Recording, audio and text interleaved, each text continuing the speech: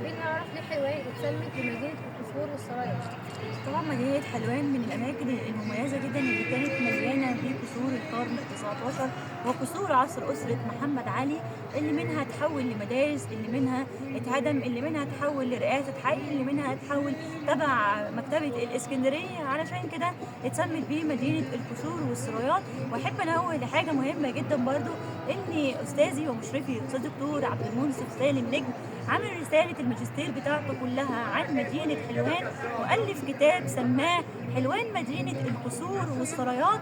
ومن كل المعلومات اللي احنا قلناها النهاردة عن تاريخ مدينة حلوان كلها كانت متاخدة من كتاب دكتور عبد المنصف سالم. هو كتاب مميز جدا، حوالي 700 صفحة، بيتكلم عن حلوان كلها من النشأة لغاية الانهيار أو الاندثار. وطبعا احنا عرفنا في الفيديو برضو ان ليه هي اتحولت بالشكل ده دلوقتي، بسبب المصانع اللي اتعملت في منطقة حلوان. كمان حلوان وقت ما الأسرة الخديوية اشتغلت عليها كانت تتميز بهوائها النقي المميز جدا جدا. وحلوان كمان مش بس كانت مكان لأسور لأمراء وبشوات القرن 19، كانت لأشهر الشخصيات اللي موجودة في القاهرة في الوقت ده، سواء ممثلين أو لعيبة كورة أو فنانين كتير جدا كانوا بيسكنوا مدينة حلوان. زي منهم الفنانة شمس البارودي كانت اتولدت هنا في منطقة حلوان، وزي لاعب الكرة التوأمان محمد وحسام حسن وإبراهيم حسن اتولدوا هنا برضه ونشأوا في المكان ده.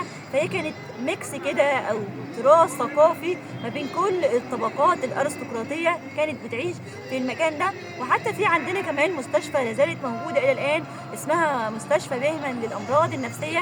جه هنا عمر الشريف في آخر أيامه وعشان يتعالج في المستشفى بتاعت بهمن دي، بسبب برضه جو حلوان النقي وهوائها المميز جدا جدا. وتعالج هنا فترة أيام ما كان عنده قبل ما يتوفى بفترات قليلة جدا أصابه مرض الزهايمر، فهو كان جه هنا المستشفى عشان يتعالج. وكمان الفنان حسين فهمي كان ليه فيلا برضه مكان اسم حلوان القديم. فعشان كده نقدر نقول إن حلوان فعليا مدينة القصور والسرايات.